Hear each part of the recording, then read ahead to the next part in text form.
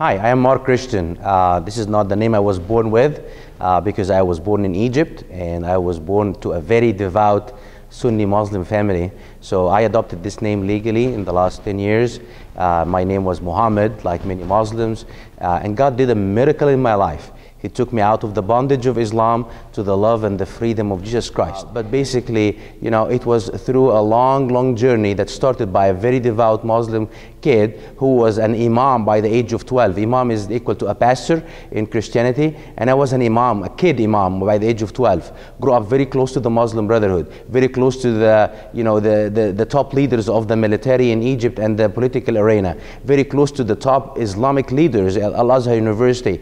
And after a few years being a devout Muslim, I started questioning Islam, not because it's bloody, but because I wanted to know more about my own religion. And that led me to leave Islam, actually not becoming a better Muslim, but leaving Islam. Lived the 7 years not believing in any God, agnostic, if you could say. But I went on another journey to find some spiritual help through my life, and this led me to Jesus Christ. There's an organization here in Omaha, Nebraska that was founded 3 years ago, and it's a ministry / an organization. Our mission is to use the platform of us as Christians to reach out to the people with the truth of Christ, and also protect churches and to protect the United States of America, my beloved country right now, from any threats that ideology that eradicate churches from within, and also the bloody struggle that you see in the Middle East, not to bring it over here in the Midwest. And it's a journey. I look at it as a journey.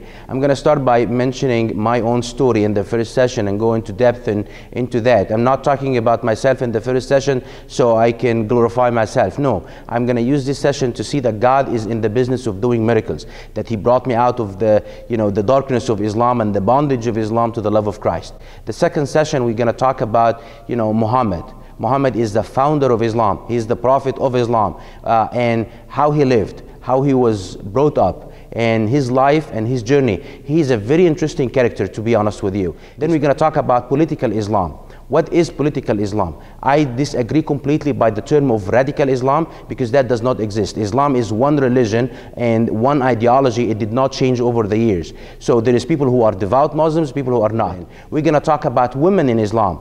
I look at Muslims as the very first victims of Islam, but women are the worst victims of Islam. We're going to talk about Israel. I grew up hating Israel. I grew up not a person that I was anti-Semitic and anti-Zionist 100%. Right now my heart changes completely. We're going to talk about how to reach out to Muslims, and then how can we identify them, make friends with them, and then we can be able to reach out to them with the love of Christ. There is a fact that many people don't understand.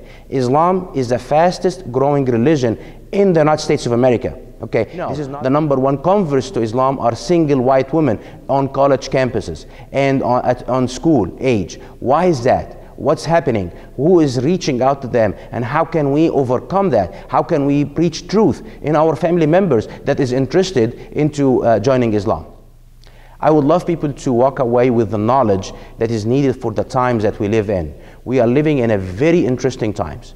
And there is lots of deception, lots of misunderstanding, lots of confusion out there about what's going on. The media is not giving us the right answers. The Muslim leaders are deceiving us. Our own leaders are deceiving us. Lots of Christian leaders are afraid of dealing with the issue. We have threats. I wish people to leave these 10 classes aware of the time that we live in, prepared for the ages that we are going to face in the future, and to be prepared to be good Christian men and women and good American people who understand what America stands for, what Jesus was all about, what is the Bible is all about, and how can we be witness and salt and to be Jesus to the world. I love Jesus, and I love this country, and I love how God did a miracle in my life. I am blessed, and I feel that God has a calling on my life. I'm very passionate because the truth is needed to be out. People can make wonders with the truth, and this is why I'm very passionate about this.